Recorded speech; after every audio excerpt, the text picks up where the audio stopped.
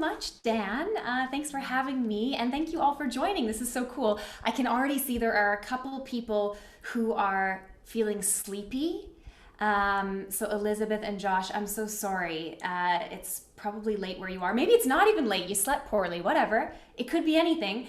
I hope to turn that around, maybe like energize you a bit during this session. So I'm super happy to have you all here. I love doing this kind of stuff. Dan was asking me, do you even like doing these things, Brittni? Like, you seem to do a lot of them.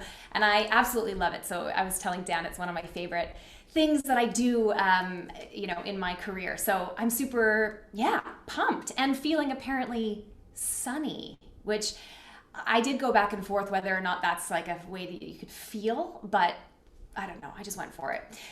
So I'm going to jump into it because I have lots of stuff to share with you all today.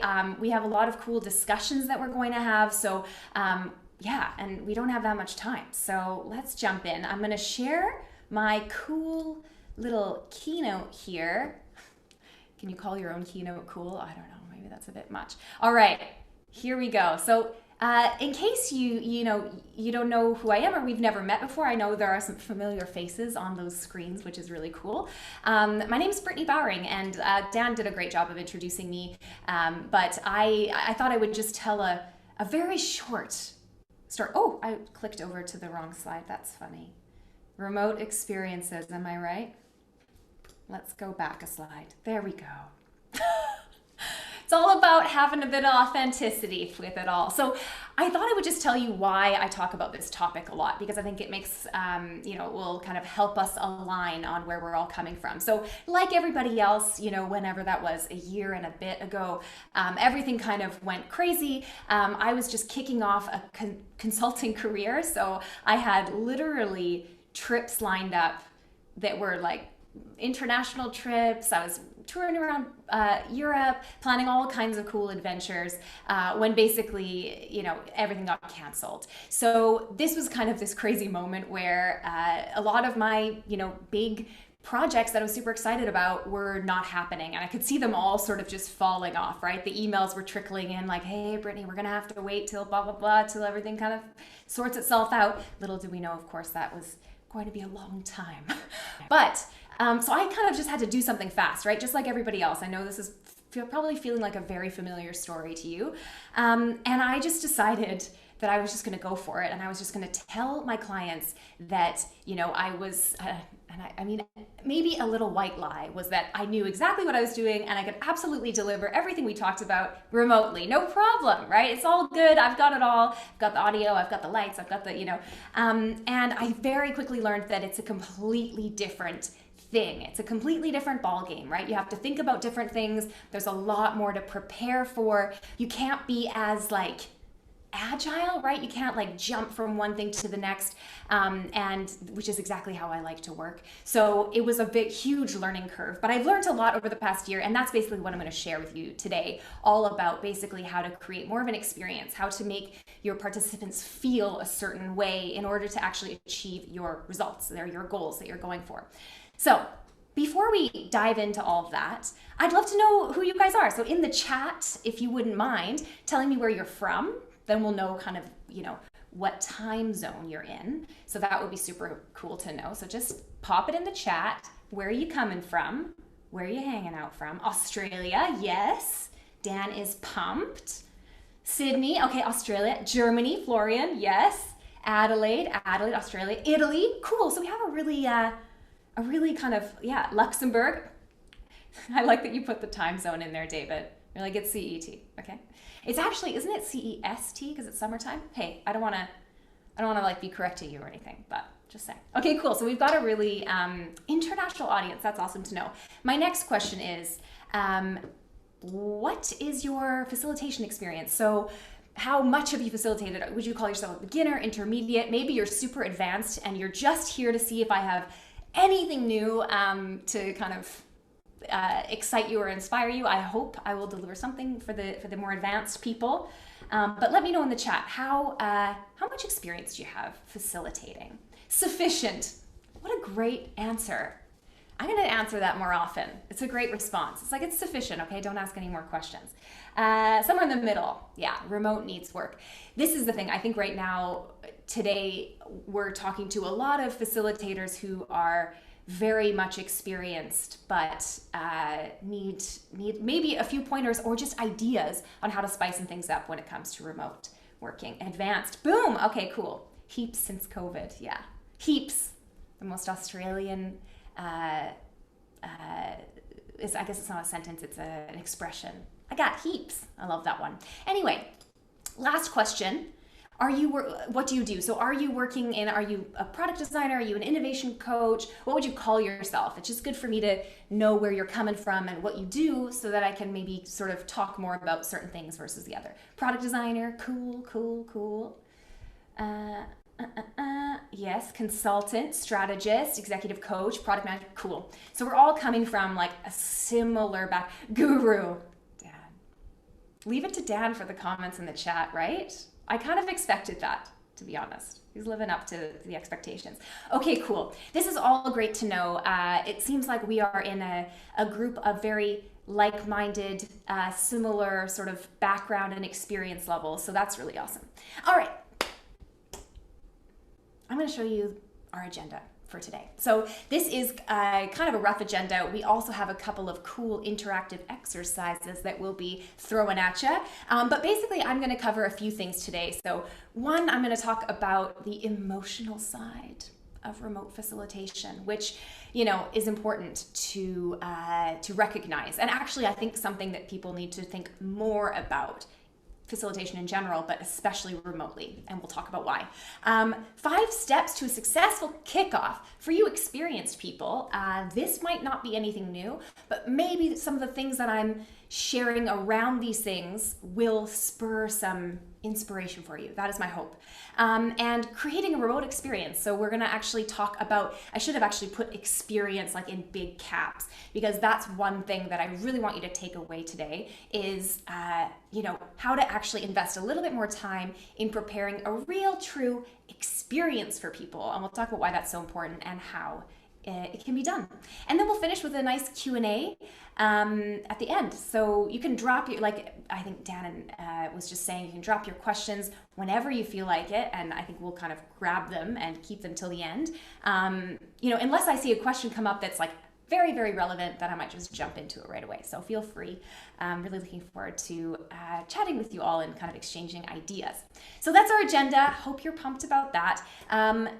The first thing on our list is this. So I know that this is a question maybe that when you get asked this, you're like, well, obviously it's difficult. Like, it's very obvious. But think to yourself, what actually makes a remote workshop or remote session or remote events so difficult? And could you put it in the chat, your answers? So what is it that makes it hard?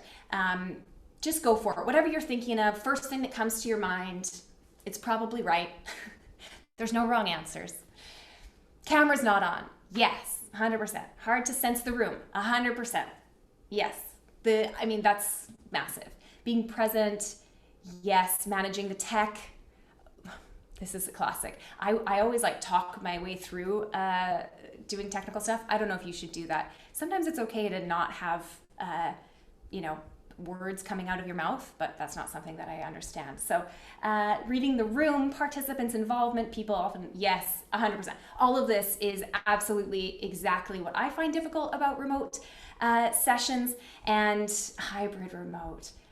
Oh, Josh, we need to talk about that. I'd actually really love to talk about that later and ask some people, because I know there are some people in the room who might have something to say about this, about how to incorporate this kind of, some people are in the room, some people are remote. I have less experience with that, but I think that's really, a challenge. Okay, so for me, what makes remote workshops so difficult when I really think about it are, firstly, you have no nonverbal cues, or at least very little. You might have a little hand up emoji, you might have somebody smile, right?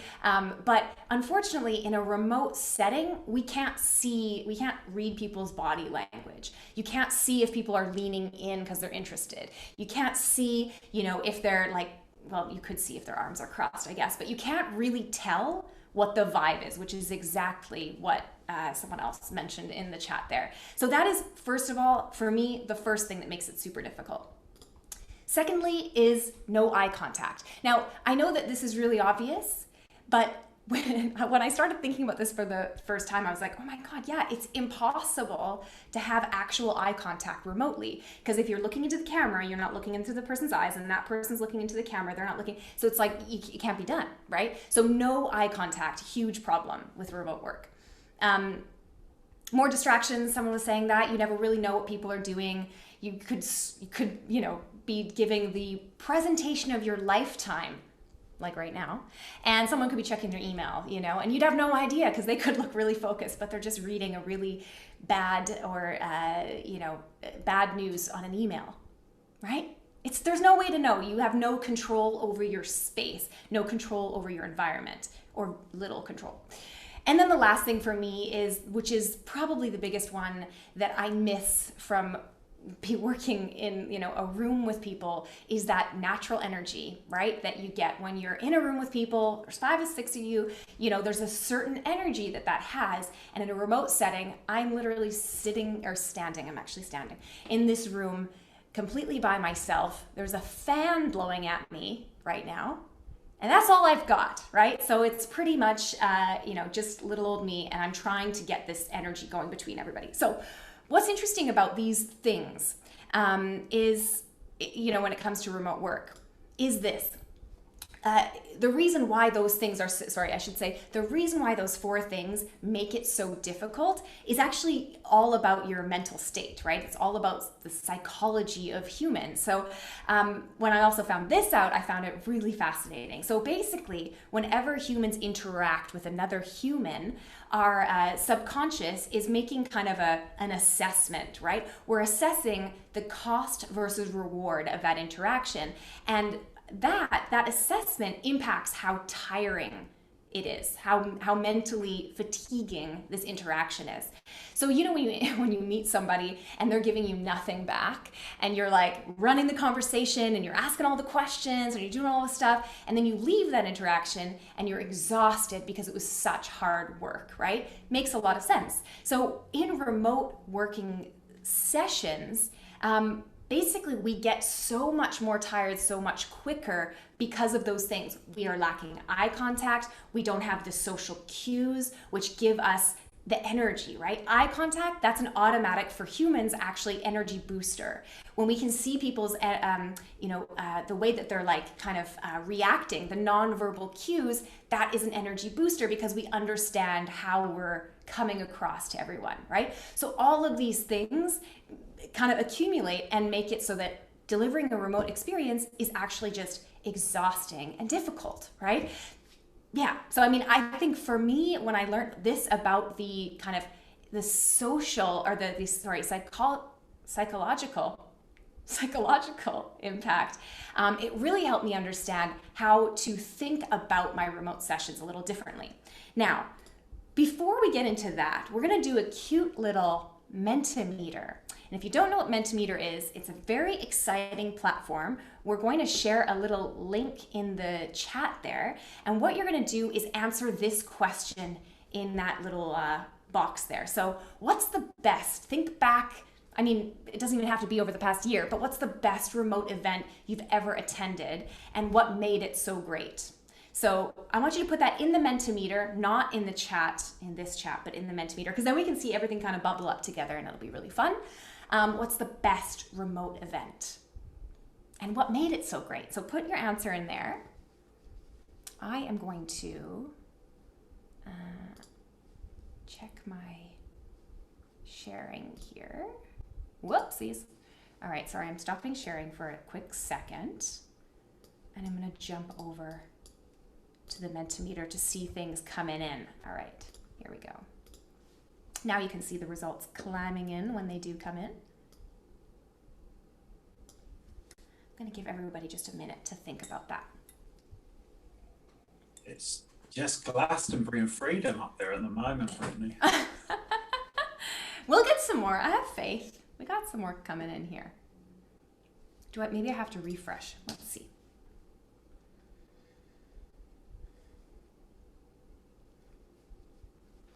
pop your answer in there. And if you have put your answer in there, let us know in the comments so that we know if this is working.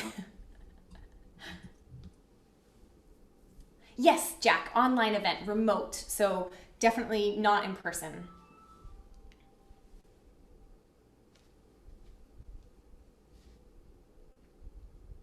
Or, I mean, it could be an in-person event. Actually, scratch that. In person or online, whatever. What was the best event that you've been to recently? And what made it so great?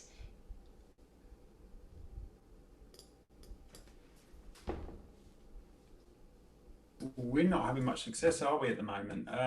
Might need to do a refresh. I'm going to refresh. Ba, ba, ba. Oh, here we go. Boom. Okay, cool. So this is what made it great, right?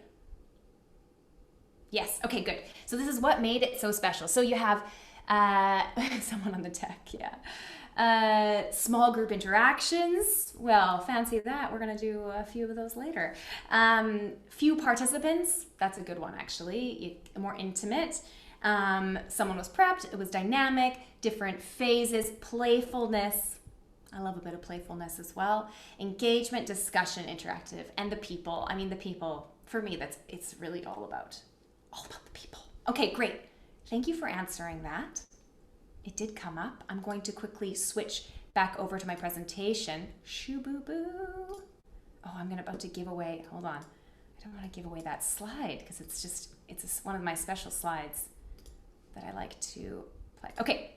So you mentioned a lot of different things that made this experience really great. And what I think often happens in remote sessions is we're so absorbed by the technology, we're so absorbed by our plan of what needs to happen and how it's all going to work, we kind of forget about what makes something special for people, right? And it is these little things that can very well be orchestrated remotely.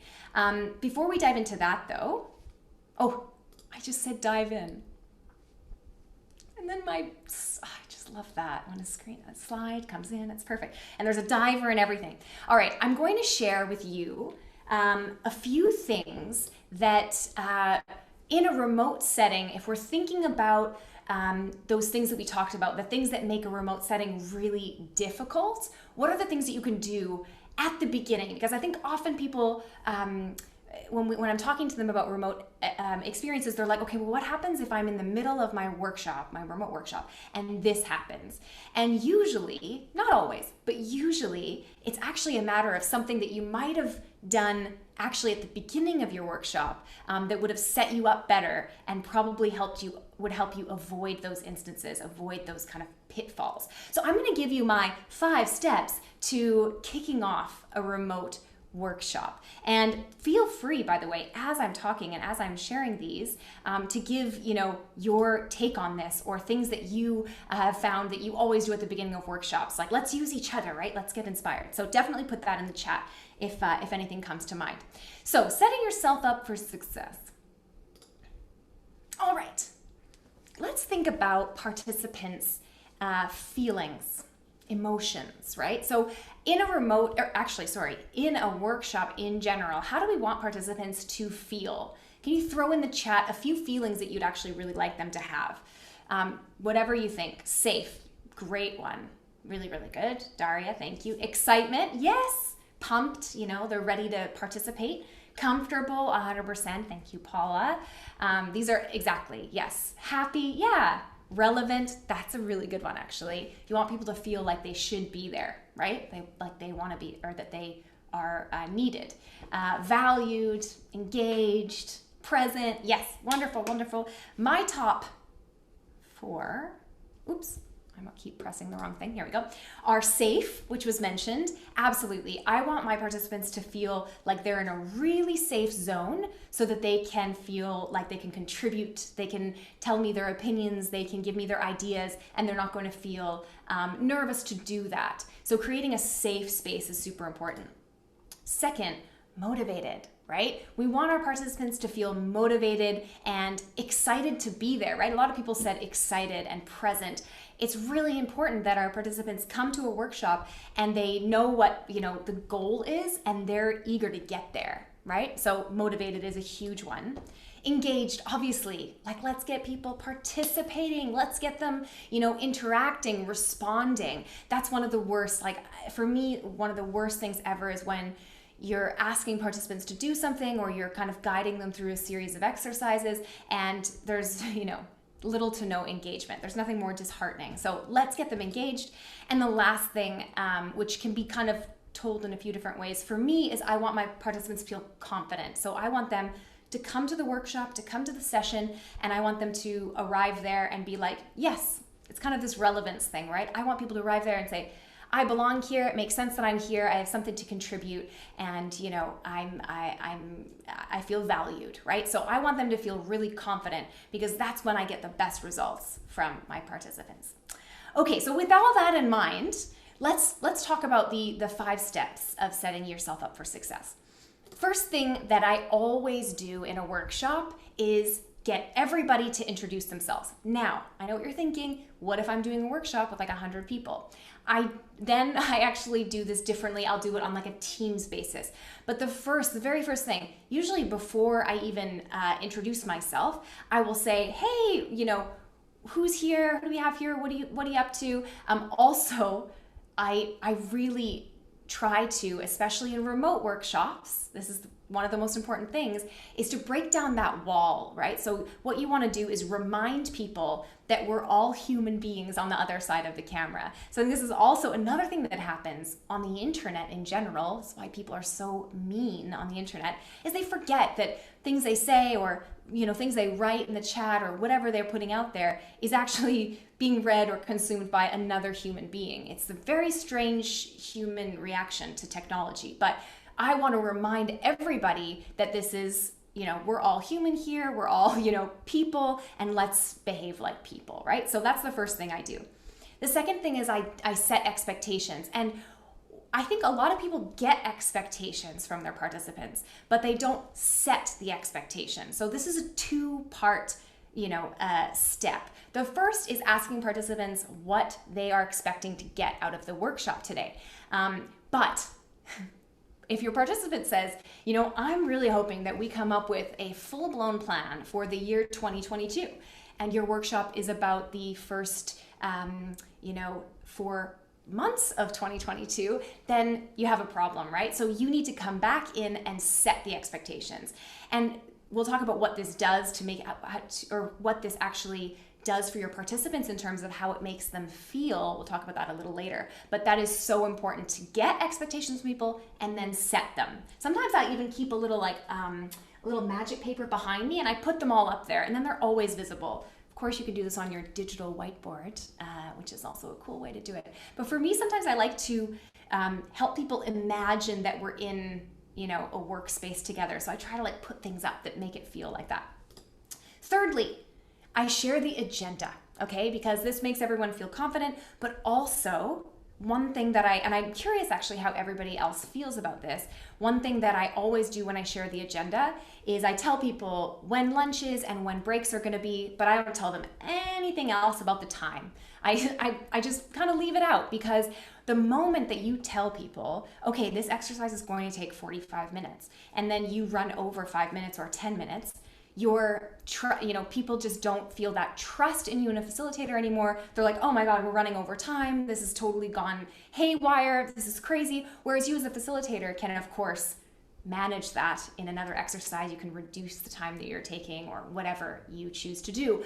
So what I like to do is give people the things that they need to know: when lunch is, when their coffee breaks are, right? That's all they need to know. They need to also know how you're going to be moving through things, but telling them how long each exercise is going to take, I think, personally, has always been a bit of a recipe for disaster for me. So that's number 3. Number 4 is the rules, right? So if I'm about to spend a few days with people in a remote setting, you bet your bottom dollar that I'm going to give you some rules, right? So for me, this is one of the most important things, and it comes back to that I was kind of referencing when people are talking about halfway through their workshop, they're like, oh, this isn't working, or these people don't have their cameras on, or nobody's participating. For me, that comes back to the beginning of the workshop, where you should be setting rules and the expectations, right? So I say at the beginning of my workshops, just like Dan did actually at the beginning of this one, we're all going to have our cameras on. We're going to all have our mics on mute unless we're speaking. We're going to, it's really important that that you're here and that you're contributing, because you were invited here because we need your opinion, we need your ideas. So please, try not to be distracted by your emails, blah blah blah. Right? So you create a rule system, and why this is so important is that later in the game, when someone doesn't have their camera on, or someone, is not on mute, and there's, someone cooking something in the kitchen behind them, you can so easily say, hey, yeah, I'm just gonna remind you to go on mute and then they're like, oh, that's right, that was one of the rules, because once people have agreed to something, once they've agreed to a rule, they're, you've got them in the bag, usually, if they're respectful. Anyway, so that's my fourth thing that I do. And the fifth is I tell a little story. So I did that at the beginning of this session, even though I guess it is a bit of a workshop, that's right, where I told a story about how I started doing remote work, right? I started and I just kind of was faking it, and I learned a ton, and now I feel much more confident in these situations.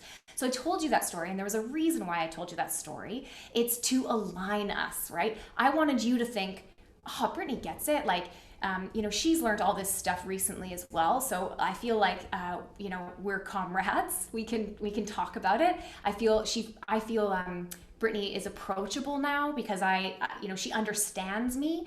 And actually, one of the coolest things about storytelling, and I know people talk a lot about storytelling, but there's a reason, because it's a very powerful tool. When you're listening to a story, so before, when I was telling you the story of when all my projects got canceled, and then I was just like, I'm doing everything remote, and I was taking you through that journey, if you were listening, which I hope you were, then what was happening there is our brain waves were actually aligning, which is kind of mental if you think about it. It actually is kind of crazy. So if you can engage everyone and tell a story that's relevant to them and makes sense to what you're about to do that day, you'll have people engaged and listening and aligned when you're kicking off your workshop, which is so important. So when it comes to what kind of story to tell, that's when you have to get a little creative, but I always recommend that it should be about something that you're about to do. So if I'm about to run a design for sprint, for instance, and it's all about, and it's with a group of people, you need to think about your audience, right? So with a group of people who are brand new to this whole design sprint thing, I might tell a story about my first design sprint, and I'll say, I really didn't think it was going to work. It seemed way too fast. I thought there's absolutely no way that we'll have a good idea coming out of this. But lo and behold, we did. And it was like this and this and this, right? So you're taking people, you're showing them you understand them, and you're also kind of providing that happy end, right, to your story to get everybody motivated and excited. So these things, if we're looking at them, we're almost ready to go into a breakout session. So these things, I'll just wrap this up, how they relate back to how your participants feel. I think this is where the connecting comes, and you can start thinking about other ways you can make people feel a certain way. So firstly, introductions create connection and also make people feel safe, right? When you get everyone to answer a really, like, not too personal of a question, but a question like, what's the best thing that happened in your last week? Or Dan got everybody to put a hashtag in our names, right? How are you feeling right now? That's a great question. It's easy to answer. Everybody has an answer to it. And it makes people feel safe and that they're in an environment where they can be themselves. Super important. Secondly, setting expectations not only builds credibility, it also makes people feel safe because they know what to expect, and it makes them feel confident in you as a facilitator. So they're like, oh, Brittni, she knows what's going on. She's now told me we're not actually going to do this thing I thought we were going to do, but what we're going to do is instead this. So I understand and I feel confident in my facilitator. Super important. After everything I say, I just say super important. Have you noticed that? I'll stop. Okay, sharing the agenda instills confidence. So obviously it makes people feel confident. I put that there twice. Son of a gun.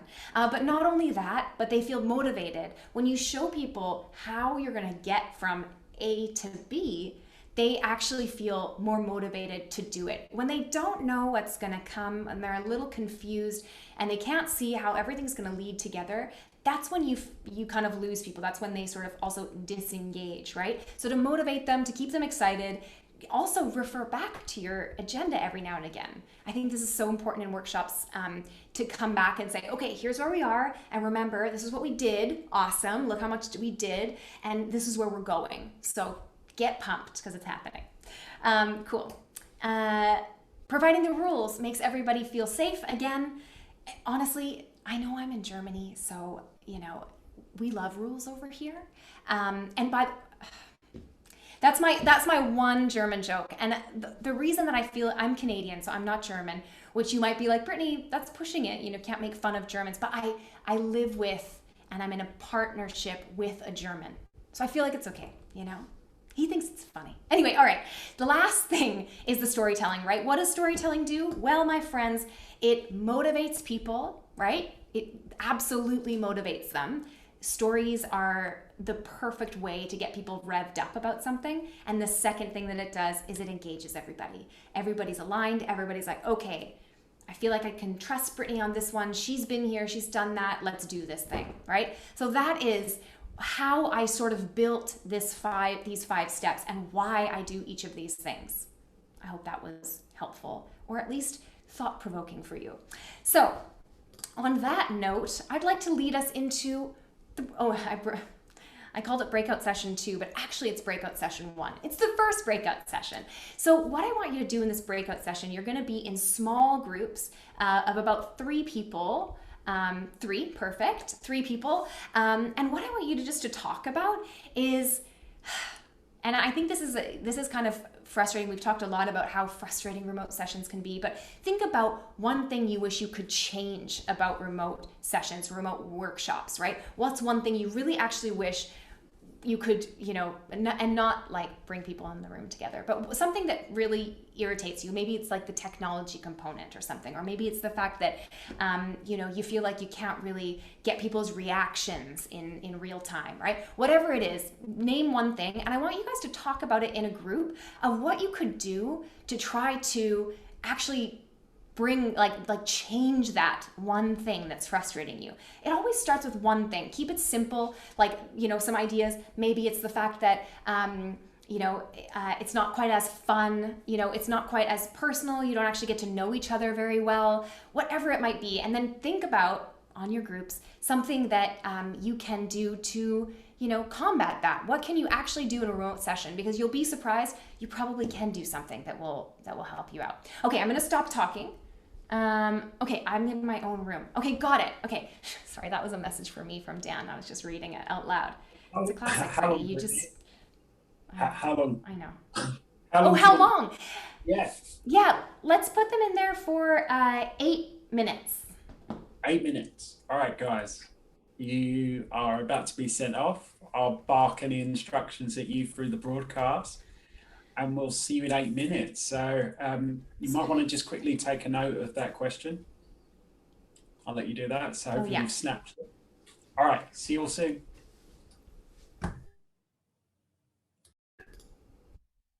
I hate the way it says that. It's like so inclusive, isn't it? They're all coming back in 5, 4, 3, 2. You are pinned.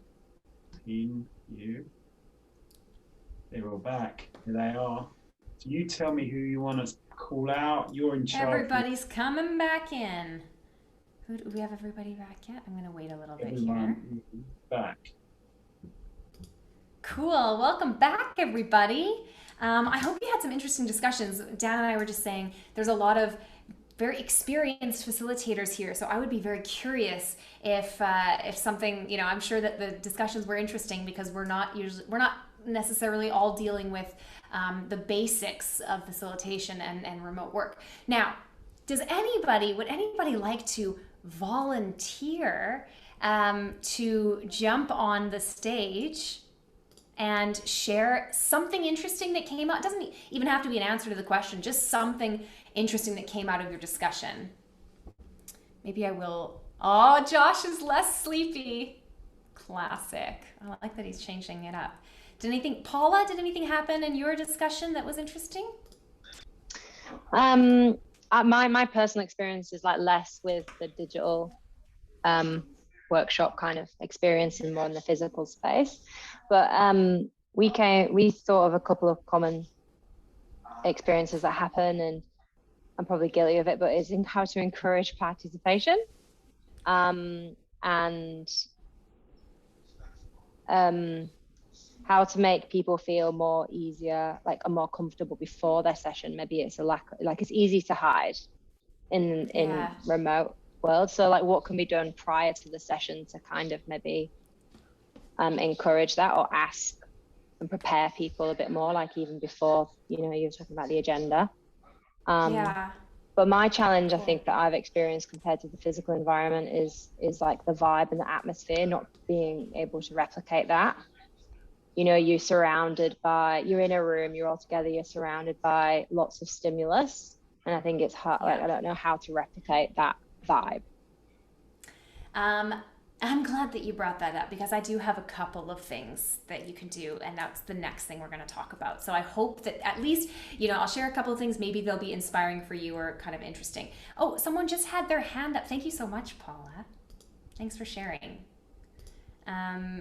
Someone had their hand up and then took It's it me, down. Harshita. Oh, it was you. There you go. There you are. Hi, Brittni. Thank you What did so you? much sharing your experiences. It's good to learn from you. My For pleasure. us, our group consisted of Ron and I think she has left the group, I believe. One of in our group, we discussed that when usually the presenter asks question, and at that time everyone start typing it in the chats, and sometimes you get to read all those comments, and sometimes you lose what exactly the speaker is speaking. So sometimes like having those too much of interaction in the chat might lose out the value of what exactly the speaker is speaking. I found that was a highlight. And the second one is like, of course, having the video switched on definitely adds up, and sometimes participants try to keep their videos off. That might be a little bit, makes it less interactive, but just having a face also increases the engagement and interactive. Thank you. Back to you. Hugely. Thank you so much. I love the point about the chat as well. And that's whenever I do the questions in the chat, I always make sure, like, it's kind of, I work a lot in content and with social media, and it's kind of a similar thing. It's like those kinds of questions, the questions that I ask also in like posting on social media are similar to the chat. I want it to be an immediate, very kind of obvious answer and short, right? Like something short and to the point. So anytime I ask a question, I'm not looking for a paragraph where it's like, how do you feel when, what, because that, I totally agree with you, super distracting. So I try to keep those interactions really clear and short. And then exactly, you can open up the breakout rooms. You can do more like the Mentimeter stuff when you want something a little bit more interesting, or sorry, more like deep, where you want to actually engage with it. But yeah, great. Thank you so much. That was awesome. All right, I think that since time, is it's not running out, but time is running. I thought I would jump into the last little portion of my presentation for you, and this one is all about the experience. So creating more of an experience. So exactly what Paula was talking about. How do I actually create an environment when it's obviously, we're not in the same room, right? It's pretty difficult. So here we go. So I just have I'd like to share these, and then I'd love to hear from you all, or to even talk to you about some stories from my trainings that I've run, or remote workshops and things that have been very helpful for me in terms of making people feel like it's not just another Zoom call, right? It's not just another remote meeting, right? You want them to feel like it's a bit of an event. So actually, this is usually what I do, and this whole focus on experience is like there's a big reason why this is so important, and I know that you all know this. I'm just going to bring you over here. There we go. Sorry, I was just moving the chat over. But the reason why it's so important to think about the experience is probably a lot of you have heard about this, but there is a very real sense of when someone, a human, we're all humans, right? When a human experiences something that's like a big, like maybe it's a day long, or it's even a week long, or it's something kind of like a longer length, they actually remember what it was like or how they felt. Much like it's quite simple. If there are a lot of, sorry, let me just try that again. I'm getting a little lost in my story here. So basically, let's say if somebody experiences something that is one day long, and the experience is, the actual thing that happened, maybe the workshop was pretty mediocre. Maybe it was actually kind of difficult because there was a lot of thinking involved and a lot of exercises and tasks, and they didn't really have that great of a time, right? But if there are a couple of little highlight moments that happened throughout that day, the person will actually remember the entire experience, the experience as a whole, as being much more positive than it actually was. So it's a weird little like kind of trick in the brain. And I know that sounds like we're kind of cutting corners, but that's what it's really about, is creating these highlight moments so that people have a bit of a better feeling when they leave your workshop. So the first thing that I like to always do is treat my workshop like an event. So I like to send out very often I'll send out a little pre-package, like a physical something. It could be also just an online, like a really nice invite or something like that, so that people feel that it's special, it's different. They don't just get a calendar invite to your workshop. They actually got something special that says, hey, you've been invited, particularly, has their name on it or whatever. For a lot of workshops that I have done in the past, I would send like all participants like an actual physical something, maybe a little package with a few little treats in it, some things to like fuel them during this week-long workshop. It's going to be really intense, whatever, something to elevate the experience, make it an event, right? That's one of the best ways, I think, is exactly like what Paula was saying, before the event is super important as well, not just the agenda of the event. Now, creating an environment for your participants. So one thing that I love to do, and I'm sure maybe a few of you do this as well, but because I'm unable to to control the environment of my participants, what I can control is my environment, right? What I look like when I'm facilitating, and also what my participants, are hearing and seeing, at least on their monitor. So one thing I do very, very often is make sure that I have a fun, cool workshop space. So when they jump on this video with me, they're not, seeing me just sitting at my desk with, just a regular, background wall of my office or something. I mean, you can of course just have a wall in your office, but make it look nice. It's very easy to do that, and it actually does elevate the experience. I always use an external camera because it creates a nicer environment. I come across hopefully a little bit clearer. People feel like they're, at something special, super important. And one of my favorite things that I do all the time is share music, right? So when people are entering the room, and I do a lot of workshops on Zoom, you can actually share your computer sound, and you can play Spotify, and everybody in the room is going to hear the same music that you're playing on your Spotify account, or you can play off of whatever, right? Off of Apple, for instance. But everyone will hear that. And I do it at the beginning of the workshop. I do it in the breaks. So when people come back, there's some music playing. And it's usually like whatever the vibe is, right? Like usually at the beginning of the workshop, I play something fun and exciting. At the end, it's like, woo, we're done. Like maybe I play like, celebrate good times, come on. All right, sorry. I almost went into a full singing mode there. But that is an excellent, and it's a surprise for people, right? Because they join the Zoom call and they're like, getting their coffee, and then they're like, oh, cool, there's cool tunes. And every time people start dancing, I'll tell you that right now, and then I start dancing, and it's a whole flippin' dance party. It's crazy. So those are a few simple ways that you can actually create an environment for your participants. And I do these all the time, and I'm surprised that more people don't,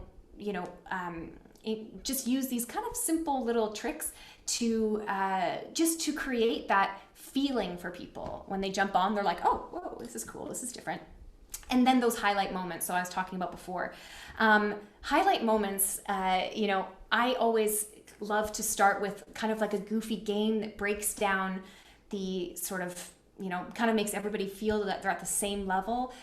When I used to work at AJ and Smart, we did workshops, and our clients would come to us, and we'd make them all take off their shoes and put slippers on, and then we're like, everybody's in slippers, like you don't have your shoes to kind of place you as like the CEO or as the intern, right? It's like we're all at a level playing field. So think about ways that you can do that in your remote workshops.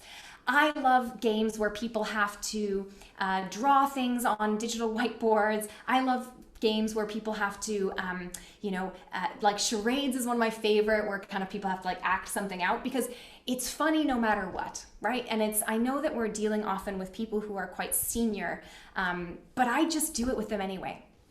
And I warned them before that this is going to be a bit silly, and I'm sorry, but we're doing it and it's going to be fun, And if you go to it with confidence, usually people are okay with it. Everybody likes to be silly sometimes. And then the last thing about your workshops, I'll tell this in a story because it's really so important. Just like I was saying, people will remember the experience by how they felt at the end, usually, and along with kind of in between. But the end point is so key. So one thing that we used to do in training, so every time we'd run trainings, we'd go into these like really traditional, really big companies that are very corporate, right? They'd all be in suits and ties, and we'd be in there in our jeans and stuff or whatever, which is just kind of classic, right? Classic like innovation agency coming in. But what we would do at the end of our trainings is we would gather everybody up together. We would give out these really ridiculous certificates that were like, you completed our training, congrats. We'd turn on We Are the Champions music, and we would make everybody like jump up and run down and get super excited and high five us, and we'd give them their certificate. And it was the goofiest, weirdest, most ridiculous thing. And you know who enjoyed it the most? The people that were the most tight-knit in their in their suits or whatever. They would just go for it. And it was hilarious and so fun. And people would, leave the workshop on this energetic high. And of course, in certain workshops, people are exhausted at the end. So you need to bring up that energy. You don't want them leaving feeling like, ooh, right? So what can you do in a remote setting, right? So something similar to that. I'll turn on music at the end, and I'll be like, everybody, what's your favorite song? We'll have a little DJ session. I know that sounds a little bit, maybe it's too silly for some of you, but just whatever you can do to bring that energy up at the end and provide a bit of that positive feeling going on. It doesn't have to be goofy, it doesn't have to be silly, but maybe even just play a round of, you ask everybody a question at the end and everybody's interacting, so it feels kind of nice and personal. So those are, I think that's the end of my, so that was, I hope it was inspiring for you. I hope it was, at least you got one idea that you can pull out and bring to your next workshop. That was my goal, so I hope that happened. I'm also super happy to stick around for another 10 minutes. We can do a little Q&A. Also, feel free to find me on LinkedIn and let's connect there. I post a lot of stuff there, and I post a lot of stuff on Instagram, mostly about more building a brand around your business, which probably a lot of you are interested in doing as well. So it's all about kind of content and social media for business on those two.